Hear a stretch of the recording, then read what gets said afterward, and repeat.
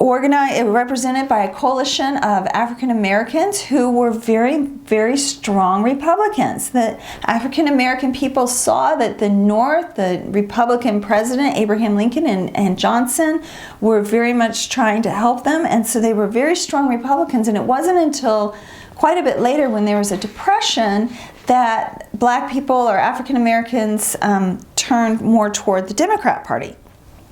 So, as the South was being reconstructed, the white people became increasingly agitated that there were so many Africans who had once been slaves who were now competing for jobs and who were now supporting their families, and they saw them as competition.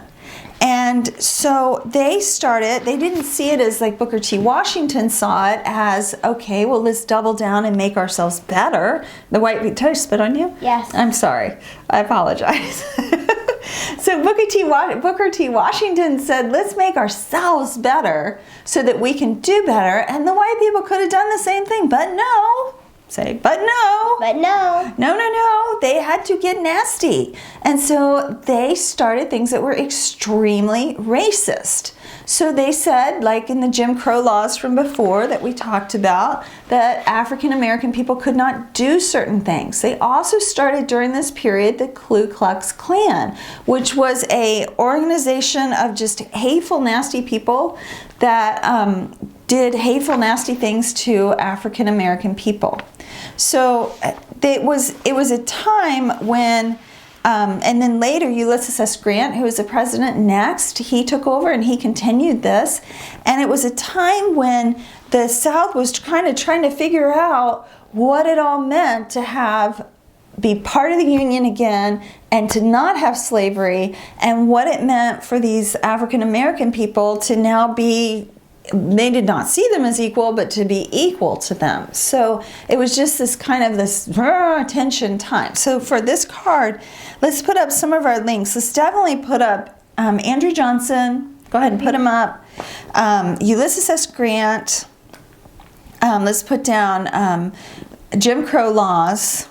Let's put down nasty KKK. So we're not even going to say anything. There's nothing positive to say about that. So we're not going to even say. Then the Compromise of 1876 marked the end of the Reconstruction district period. So they were no longer in the 5 districts. So we are back to another compromise.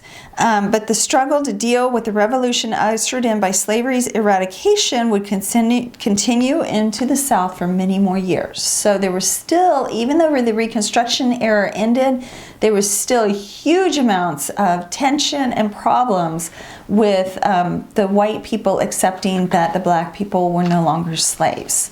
And I think that's it. So we're going to learn more about this, but we'll see you later. Bye. Okay, could you try to quit yawning? I'm trying.